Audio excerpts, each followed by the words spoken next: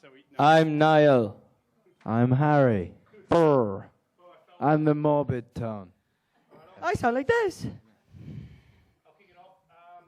What were your thoughts when you first saw the final cut of this wonderful movie? Struth. Go on, Harry. I think it was nerve-wracking. I think the thing was that we saw a couple of cuts before. We saw like 5 or 6 of the cuts before it was finished. And I think when you go into a screening when you know that it's not completely done yet, you have that kind of bit of insurance in your mind that if there's something that you don't like, you can change it. And, you know, if you want to move things around, you don't think it works that well, you can still make changes. But the thing is, when we watched the first final cut, it was kind of like, okay, this is it. This is how we're watching it.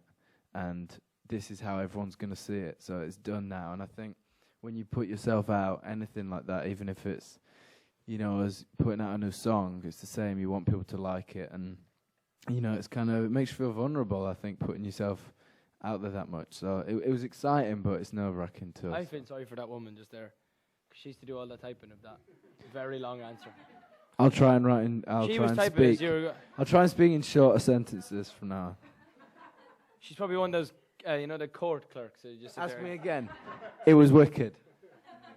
So it's a great thing, of course, to have a documentary at this point of your lives, especially with everything that's happened, and let everybody know how you came together and whatever. But did you put any restrictions on what? Did you have a choice to say no to this documentary? And could you put any restrictions on what you did or did not want to have specifically in it? You should have a radio show, by the way. Yeah. Great voice. Yeah. Well, we wanted to make a documentary, so the only way to make the best documentary is by giving the producer, the director, and the cameras access all areas, and I think that's the only way to make a behind-the-scenes documentary. So that's exactly what we wanted to do. And as Harry said, it's quite, you know, you're putting yourself in quite a vulnerable position doing that. But that's the only way to make it, so that's what we did. Yes. See, I make it a lot easier for you. Hi. I mean, just quick, bang. Hi. So obviously in the film there are so many moments that you see so many fans and it's just so overwhelming. Do you remember the first time you kind of realized that you were famous, even if you don't like that word, or that everything had changed? If you mean like the first time we got recognized, I remember that.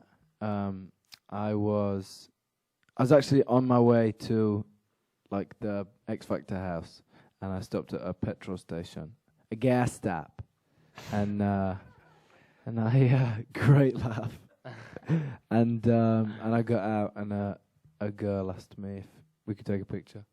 First time I I said knew. yes.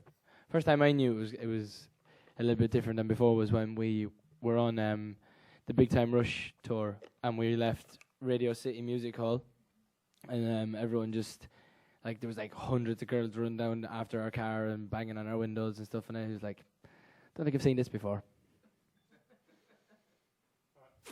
See, look how much easier it is. Hi. Hi. I'm in love with you guys, and I just met Thank you. I you. love you. So I love you.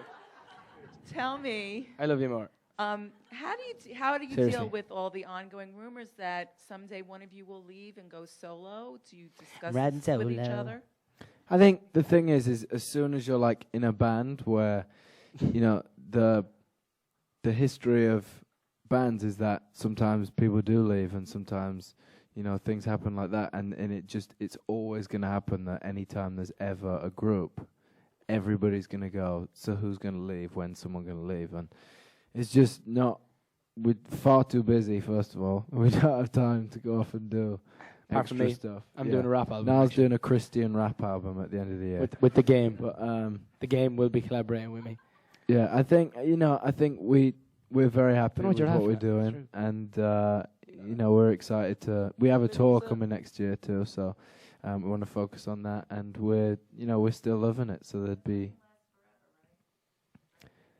I mean, my knees, I've got really bad knees, so I don't think I'm going to be running around stage at 60 years old, I'm afraid. So I'll be telling you that now. I can confirm I won't be in One Direction at 60 years old. And that's as far as my career goes then. you can crawl though. I'll crawl, that's fine, yeah.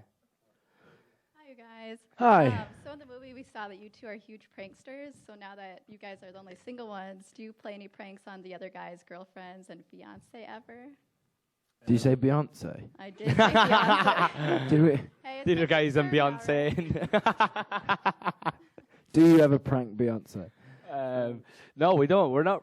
We don't actually prank each other. Everyone always says that we're real pranksters, but we prank everyone that works in our team and stuff like that. And look, they're all looking at me now like, yeah, you fuckers. But yeah, we just kind of joke about a lot and do our thing. So you put us on the spot here, because if we say what we think is the funniest and no one finds it funny, it's a bit like, oh, right. We like stealing stuff. We're petty crime. We're is real what life into. real life criminals. We steal golf carts, forklifts. Our musicians that play in the band for us, we sometimes we once. I think we were in Madrid, and I taped up their door so they couldn't get in their dressing room. Oh, yeah. See, not that funny, was it?